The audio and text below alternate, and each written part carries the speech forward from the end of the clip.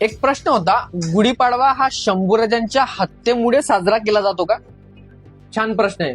ऐकायचं तुम्हाला उत्तर? बघा ऐका. हिंदू धर्मामध्ये गुढी ही शौर्याचं आणि विजयाचं प्रतीक मानली जाते. म्हणजे बघा ना, प्रभू रामचंद्र लंकेवरून अयोध्येला परतले त्यावेळेस अयोध्याकरांनी गुढी उभारल्याचे सांगितले जाते. आता हे खूप दूरचं झालं, मी तुम्हाला आत्ताचं सांगतो. 11व्या आणि 12व्या शतकामध्ये संत ज्ञानेश्वरांच्या ज्ञानेश्वरीमध्ये गुढीचे उल्लेख आहेत.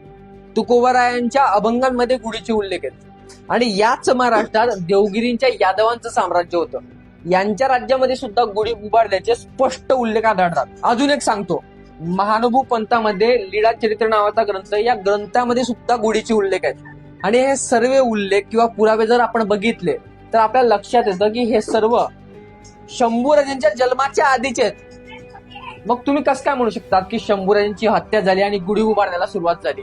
आणि इतकंच काय, तर या महाराष्ट्रामध्ये जे देवगिरीच्या यादवांचं साम्राज्य होतं, यांच्या विजयानंतर यांनी शालिवाहन शकेची सुरुवात केली. आणि याच शालिवाहन शकेच्या पहिल्याच दिवशी, म्हणजे कॅलेंडरच्या पहिल्याच दिवशी गुढी उभारली जाते. म्हणजेच विजयाचं प्रतीक मानलं जातं आणि ही गुढी उभारली जाते. त्यामुळे शंभूराजांच्या हत्येमुळे गुढी वगैरे उभारण्याची सुरुवात झाली हे पूर्णपणे खोटं आहे.